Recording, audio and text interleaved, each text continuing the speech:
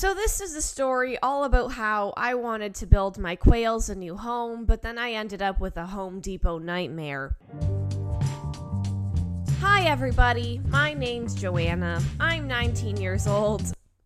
And I never freaking learned how to read. Okay, I'm over, I'm done. As most of you know, I have 4 quails. Quinton, Quincy, Quigley, and Peep. And I said that I wasn't gonna make any more videos about them, but this happened and I just couldn't resist myself. We've been hearing commotion every once in a while from their box, and we never really knew what was making them so agitated. Every once in a while, one of them would even fly out of the box. It was crazy. We had to cover them with this piece of cardboard because one time we woke up and Quigley had jumped out overnight and was just roaming the main floor, pooping as he went. So for the longest time, we didn't know what was happening. You know, it was completely befuddling us. That was until my dad said to himself one day, you know what? No, I am going to stand beside that box and watch them and see what the hell is happening. And oh my God, were we in for quite the shock. So turns out, Quincy is actually a man. He's a big, tough, testosterone-ridden pair of balls. And, well, Quinton, Quigley, and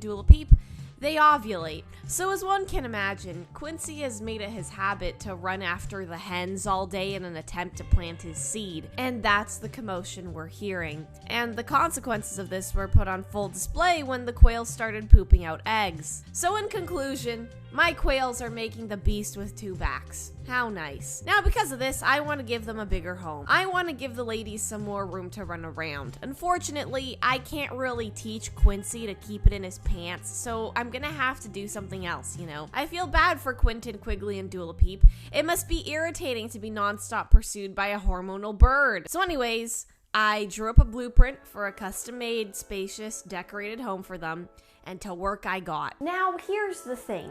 I would keep my quails outdoors in a little enclosed space, but there's 2 issues here. One, I live in Canada, where every winter it gets freeze your nipples off kind of cold. And number 2, I live in an area where there are a lot of natural predators to the quail. Animals like foxes, raccoons, rats, and even squirrels could come across my little posse of birds and be all like, "We eating well today, dude." So, you know, I have quite a couple limitations, but I'm willing to work within the boundaries. My plan of action here, okay, I don't know if you can see it.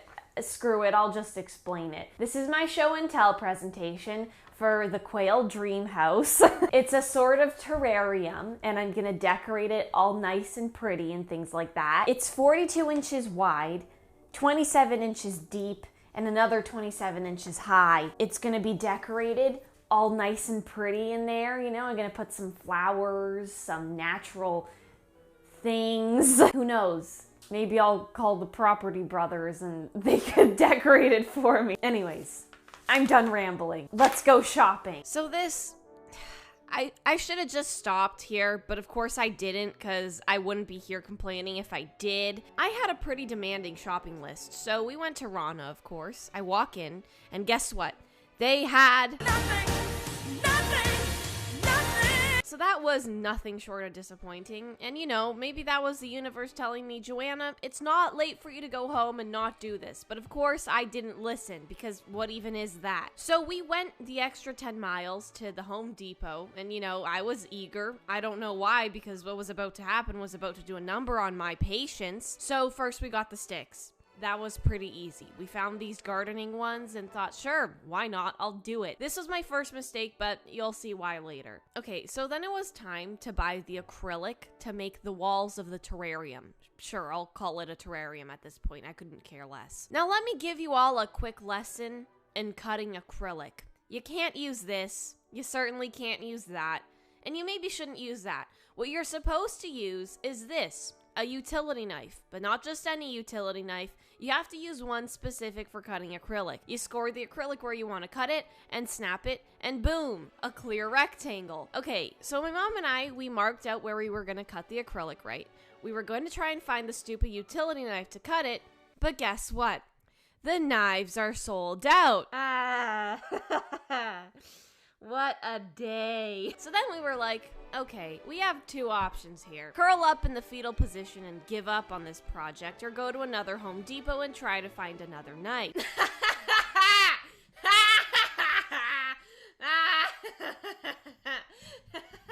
You see, guys, not only did we go to one other Home Depot, we went to 3 other Home Depots. And then when we got to the third one and we had to cut the stupid acrylic, we started to score it and it wouldn't break in half until it did, but in the wrong position, and it was just a mess. And there was this creepy old guy watching us the entire time, and that wasn't even the worst part. Getting these pieces of plastic into our tiny Corolla was a chore, and I'm never ever gonna do this again. Anyways, I went to bed that night because I had had a day. And I was just over it. I don't want to hear about those stupid quails. I don't want to hear about Home Depot. I don't want to hear about Rana. I'm in way over my head. Good night. So it's the next day. I'm ready to start building. First, let's do a little haul. Okay, so first things first, we've got some sticks. This is kind of going to be like the skeleton. They're kind of flimsy, so I'm going to have to be careful with them, but it's what I got, so it's what I'm gonna get. Then we got this clear thing. The rest of the pieces are downstairs because they're freaking heavy. So yeah, we're gonna have to cut this still. It's gonna be a mess. My arms are gonna fall off, but hey, what are you gonna do? Oh! You shall not pass! This ruler, my mom really liked, so I bought it for her. But it is really useful. I'll use it for something, I think. Now we only have some little bits and pieces here. We got some Gorilla Glue, some epoxy, also by Gorilla Glue, hinges, some more hinges, a magnet, and another magnet. Yeah. That's it. Chapter 1, cut them sticks. Okay, so the first step is to cut the wood. I mean, who would have thought, eh? So this step is actually rather easy. All you have to do is measure 48 inches, mark it with the Sharpie, realize that it's actually supposed to be 45 inches, get mad, want to quit, remeasure all the sticks, walk downstairs, find a cutting thing, walk back upstairs, actually cut the sticks, and then boom, you're done. Be careful. A common mistake is to snort the wood dust, so be careful because it's not cocaine. You will get splinters in your nostrils. Chapter 2, glue them sticks together. Okay, like I always like to say, there's only one way to figure out how to really do this, and that's to just do it. You could do a little thing like this, a little something like that.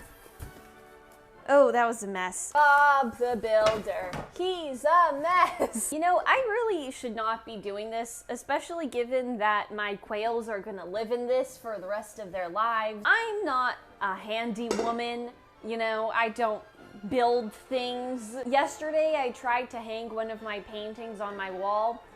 Oh boy, was it a chore. I'll just be here for 20 to 30 minutes.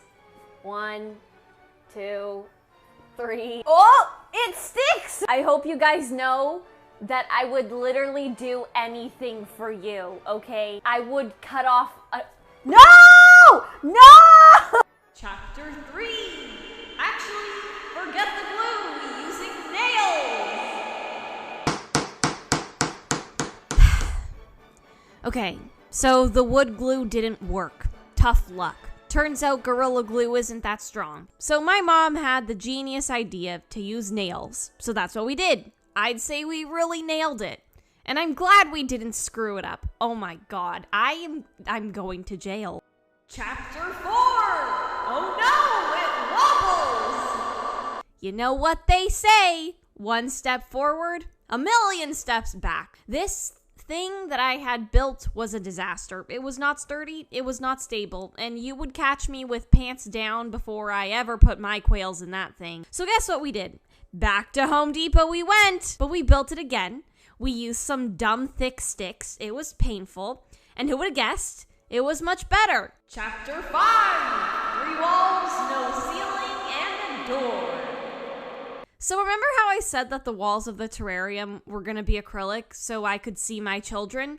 Well, None of the pieces were salvageable from the Home Depot meltdown. Travel to 3 different locations so I can find the right utility knife. How are we supposed to fit this in our car fiasco? So we used these really dinky and thin pieces of wood, and we nailed it to the sides, and voila, it's 4 walls. No, there's no ceiling, and yes, there were some measurement mishaps, but we'll just cover it with some tape. Chapter 6, The Epoxy Conundrum. Now, the front door. So I had this idea for a swinging front door. I know, it's kind of bougie, but just stick with me for a second.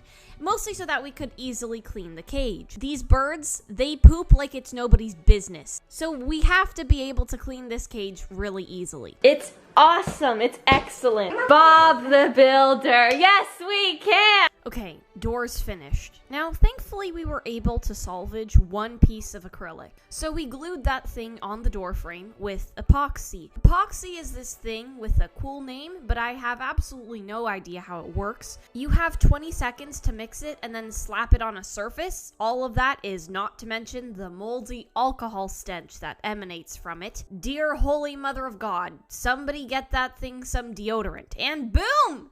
At the cost of about 70% of my sanity, this quail home can be yours, built with the utmost pristine materials, exquisite craftsmanship, and impeccable design. But wait, there's more. Order now and we'll throw in some broken acrylic and some terrible screw driving skills. Ah! Jesus Christ. Okay, 50. Okay, so it was time to decorate the terrarium, if you will. So I took some time and bought a bunch of crap off of Amazon, and it arrived the next day. I bought some sticks, a tree, this vine, some rocks, this thing, a plant pot, and this little drinking station. And then all we had to do was decorate. We made it cute, we made it fun. A sprinkling of bougie, a serving of mystery. It was a quail moment. When we put them in their new home, they kind of just stared at each other for a couple moments, but then they started to explore. But yeah, that's it. That's the story of my Home Depot nightmare. It happened, we survived, my quails are happy, and that's all that matters. So yeah, hope you guys enjoyed whatever the hell this was, and I'll see you in the next one. Toodles!